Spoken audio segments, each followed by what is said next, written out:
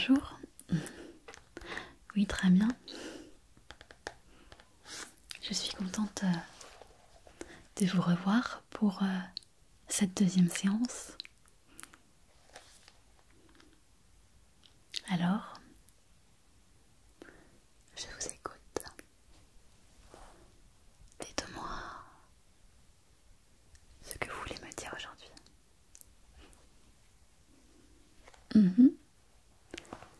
Ok. Alors, laissez-moi le temps d'ouvrir mon petit carnet. Que je continue mes notes. Je suis sûre qu'aujourd'hui, je vais avoir plein de choses à noter. Alors, dites-moi. Je vous écoute. Allez-y, prenez votre temps. Racontez-moi. D'accord. Oui. D'accord. Donc, ça c'est depuis 2 semaines. Oui. D'accord. Donc tout ça c'est vraiment lié avec le déconfinement. D'accord. Ok. Donc depuis le déconfinement à peu près. Ok. Ouais. Ça vous a fait du bien du coup de pouvoir ressortir un petit peu, de prendre l'air sans avoir de papier, d'attestation. C'est vrai que ça change, il faut reprendre un nouveau cadre de vie. Finalement, le confinement avait créé de nouvelles habitudes. Et là, il faut revenir aux anciennes ou peut-être à des nouvelles puisque tout n'est pas encore complètement rentré dans l'ordre. Et peut-être que vous-même avez envie de changer certaines petites choses par rapport au mois passé, à votre routine habituelle. Bien sûr, je comprends. Et donc, ce déconfinement, globalement, ça s'est bien passé pour vous, d'après ce que je comprends. D'accord, très bien.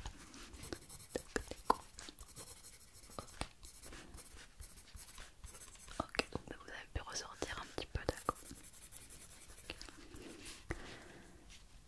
La dernière fois, vous m'aviez expliqué que vous n'aviez pas eu beaucoup de contact finalement durant le confinement avec vos anciens proches, vos anciens amis, à part une personne avec qui vous avez bien gardé contact. Est-ce que du coup la venue du déconfinement, le fait de pouvoir revoir des nouvelles personnes, est-ce que vous avez eu donc l'occasion de renouer contact avec vos anciens amis à partir du déconfinement? Ah ok, d'accord, pas tout à fait d'accord. Et comment est-ce que vous expliquez cela alors? Est-ce que c'était un choix de votre part ou plutôt la situation? Oui, la situation. Ok. Donc ça, je comprends tout à fait, oui, bien sûr.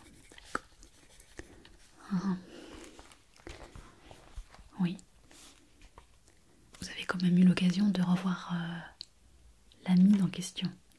Ok. Donc depuis le déconfinement, vous n'avez pas revu beaucoup de monde, si je comprends bien. En tout cas, vous n'avez pas repris une activité sociale normale avec des soirées, des sorties.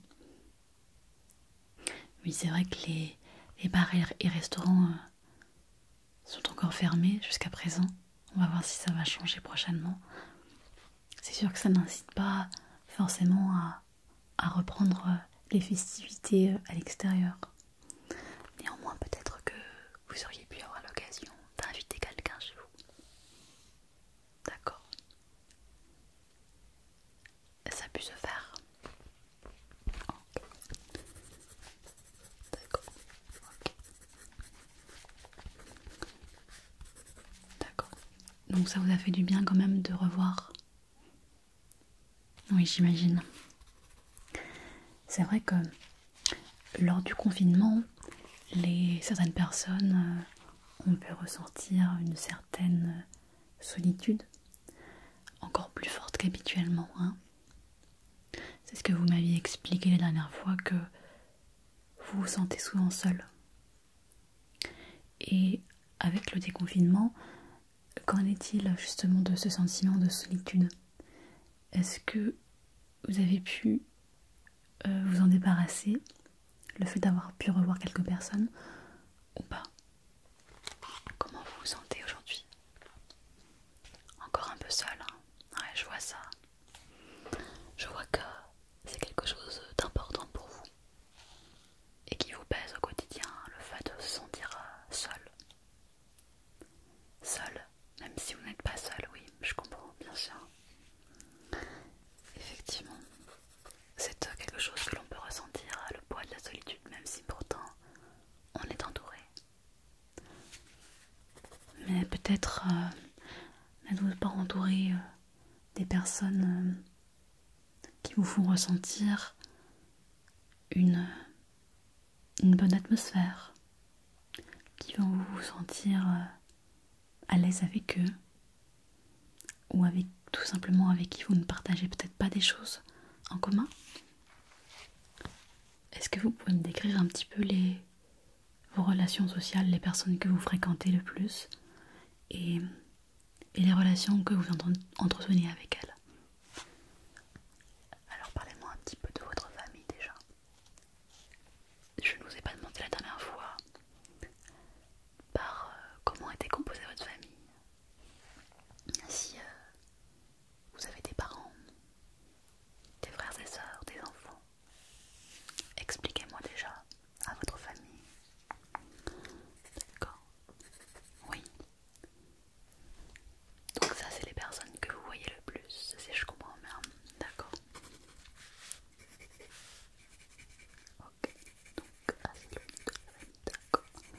Avec quand même quelques proches très proches que la proche. Et au niveau de la famille plus éloignée, tout ce qui est cousins, cousines, tantes, grands-parents, famille très éloignée, quel est votre rapport avec ça? D'accord. Vous n'avez pas de lien très fréquent, d'accord. Mhm. Et au niveau du cercle plutôt amical, en tout cas des gens en dehors de la famille, est-ce que là aussi vous avez des contacts? Ça dépend. Par exemple, à quoi vous pensez quand vous me dites ça? Oui, alors je vous écoute. Expliquez-moi. D'accord. Alors attendez que je note. Donc ça c'est une personne qui est... D'accord.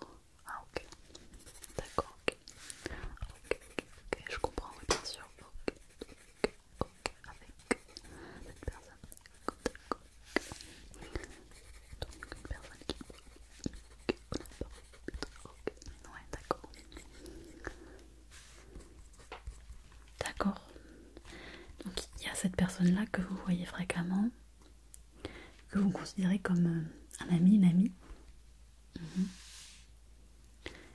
Et vous venez de m'expliquer d'autres personnes? Oui. Parlez-moi de cette autre personne-là. Oui. D'accord. Ok. D'accord. Donc ça c'est une personne que vous ne fréquentiez plus trop, mais qui est revenue un petit peu dans votre vie. Ça a commencé quand ça?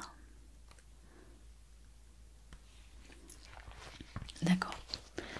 Donc ça c'était une personne avec qui vous avez eu une relation amoureuse, ou en tout cas un début d'histoire amoureuse. Ah, c'était il y a combien de temps ce début d'histoire? D'accord, ok. D'accord, oui. Ok. Et qu'est-ce qui s'est passé alors qui fait que vous n'êtes plus ensemble aujourd'hui? D'accord, ok. Ah, allez-y, on est là pour ça, on a tout notre temps. Je vous écoute. Vous pouvez commencer depuis le début. Racontez-moi votre histoire avec cette personne. Oui. D'accord. Ok. Une personne, d'accord. Que vous avez rencontré où exactement? Ok. Je vous écoute, continuez. N'hésitez pas à me dire tout ce qui s'est passé. Parfois, en révélant des petits détails insignifiants, on peut se rendre compte de certaines choses. Je parle pour moi, mais je parle aussi pour vous. Parfois, le fait de revoir un petit peu sa vie en arrière, en tout cas le travail qu'on fait ensemble, permet de réanalyser des choses avec le recul et de voir les choses différemment. Et d'ailleurs, c'est aussi un petit peu le but de la thérapie. Analyser, prendre du recul, voir les choses différemment, avoir un nouvel angle de vue. Puisque c'est aussi pour ça que vous êtes là, je suppose. Vous avez envie de vous en sortir, vous avez envie d'aller mieux. Et on peut aller mieux grâce à ça, à une nouvelle perception. Ça ne se fait pas facilement, je vous l'accorde. Parfois ça ne marche pas. Mais parfois le fait de réexpliquer les choses, de dire les choses avec quelqu'un avec qui vous pouvez tout dire comme avec moi, ça permet de voir les choses différemment. Et du coup d'avancer différemment, de pouvoir changer notre trajectoire de vie peut-être. Alors, je vous laisse terminer votre histoire. Donc ça, c'était au début de votre rencontre, et ensuite vous êtes restés ensemble quelques temps. D'accord. Donc restez ensemble. D'accord. Ok. Ouais.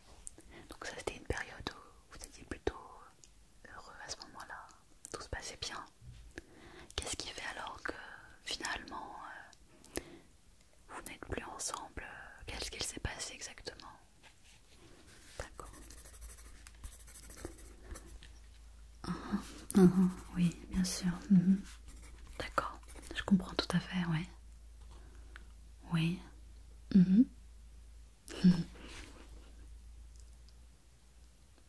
D'accord. Ouais. Ok.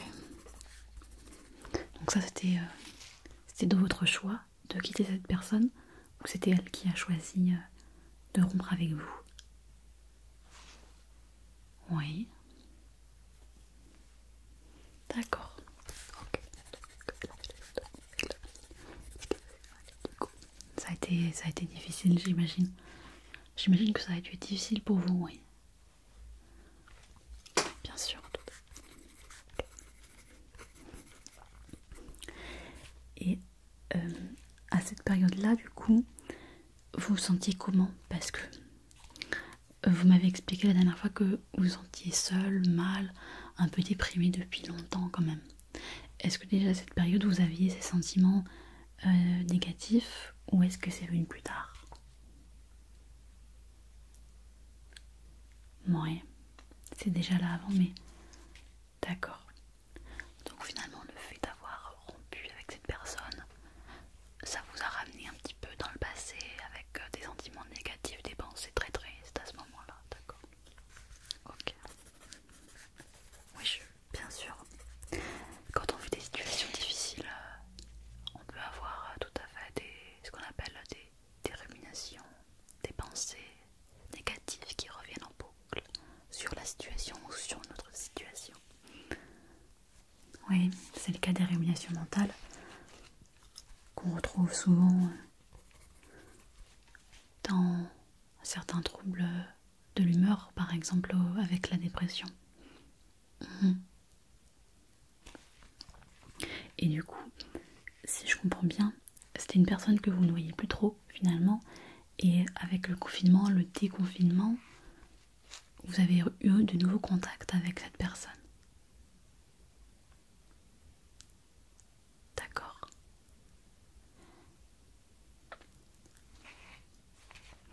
Vous dites que la relation était toxique. Toxique pour vous? À quel niveau exactement? Est-ce que vous pouvez m'expliquer ça? Pourquoi? Pourquoi vous avez ressenti cette expression? Pourquoi? D'accord, ok. D'accord, ok. Donc, oui. Est-ce que vous pensez que le fait d'être seul, en tout cas, de vous sentir seul, comme vous me l'avez expliqué, pourrait expliquer le fait que vous ayez repris contact, ou en tout cas que vous ayez accepté de reprendre contact avec cette personne? Bien sûr. Effectivement, je suppose que si vous l'avez aimée à un moment, elle doit avoir des choses tout à fait appréciables chez elle. Je comprends bien sûr. D'accord. Donc c'est-à-dire que vous pensiez encore souvent à cette personne-là. Vous ne l'aviez pas totalement oubliée en fait. Oui. D'accord. Ok, vous n'aviez pas tiré de trait. Oui. Pas tiré de trait. Et vous pensiez encore régulièrement à ça. J'ai l'impression effectivement que vous avez tendance à avoir beaucoup de ruminations sur le passé. Des choses que vous avez vécues, ou vous avez... D'accord, ouais. Ok. Donc quand vous repensez au passé comme ça, d'après ce que je comprends, c'est plus que vous remettez en cause à ce moment-là. Vous vous demandez qu'est-ce que vous avez fait de mal, pourquoi vous avez agi comme ça, et qu'est-ce qu'il aurait dû faire. Donc les pensées négatives, c'est plus sur vous-même. Vous jugez négativement pour ce que vous avez fait. Ou ce que vous auriez dû faire, oui.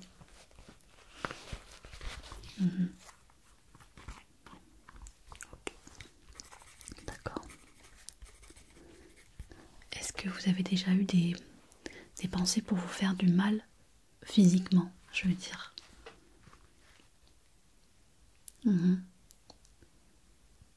D'accord, ouais. Et comment ça va par rapport à ces pensées aujourd'hui? Est-ce que vous avez encore tendance à penser à ça, ou est-ce que vous arrivez à vous sentir mieux quand même? C'est important bien sûr de ne pas le prendre à la légère, ouais. En tout cas, ça peut signifier que vous alliez mal et que vous avez besoin d'aide. Mais ce qui est positif aujourd'hui, c'est que vous êtes là. Donc si vous êtes là, c'est que vous avez entamé une démarche pour aller mieux. Et donc on va tout faire en sorte pour que vous puissiez aller mieux.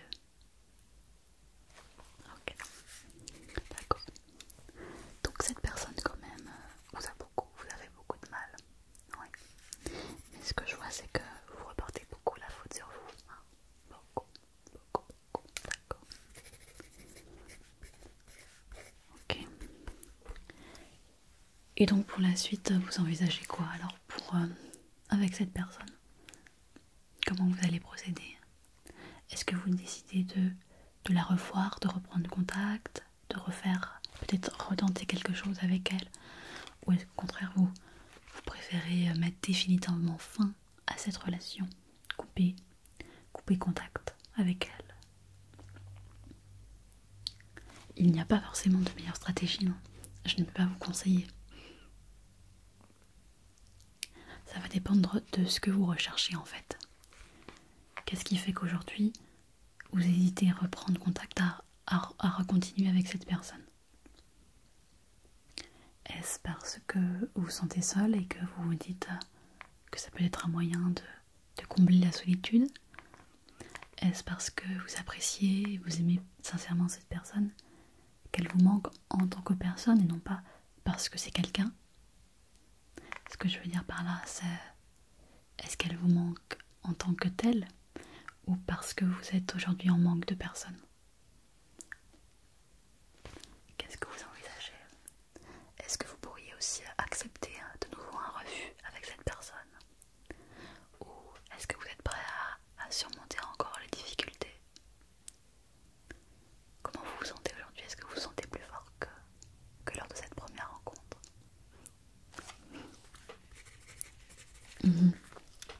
Oui, c'est tout un tas de questions, effectivement. Vous vous rappelez le point de vue différent, changer d'angle de vue. Quand vous êtes dans une situation où vous hésitez un petit peu, ça peut être intéressant d'essayer de changer de point de vue. Ce que je peux vous proposer, si vous le souhaitez, c'est de noter. Prenez un petit carnet comme moi, un tout petit carnet. Et quand vous êtes face à une situation difficile, où les ruminations mentales, les pensées négatives reviennent un petit peu en boucle sur la situation actuelle ou passée, prenez un petit carnet et notez. Notez ces pensées-là, d'accord? Pour l'instant, vous pouvez juste les noter. Et si vous le souhaitez, on pourra reprendre vos pensées une à une la prochaine fois. Les détailler et travailler un peu dessus. Voir comment vous vous sentez, quelles sont les émotions qui y sont associées, d'accord? On va commencer comme ça pour faire notre première étape de travail, si vous le souhaitez. Qu'est-ce que vous en pensez? Est-ce que vous êtes d'accord pour faire ce petit devoir à la maison? Notez les pensées négatives. Sans jugement pour l'instant, juste vous les notez. Et on en reparlera après. Vous n'êtes pas obligé de rouvrir le carnet une fois que c'est noté. D'accord? Je compte sur vous alors. Très bien. Eh bien, je pense que nous allons pouvoir mettre fin à notre deuxième séance. Et on se reverra très prochainement pour la troisième. On va pouvoir discuter de tout ça un peu plus en profondeur. Je vous souhaite donc une bonne journée. Et je vous dis à bientôt.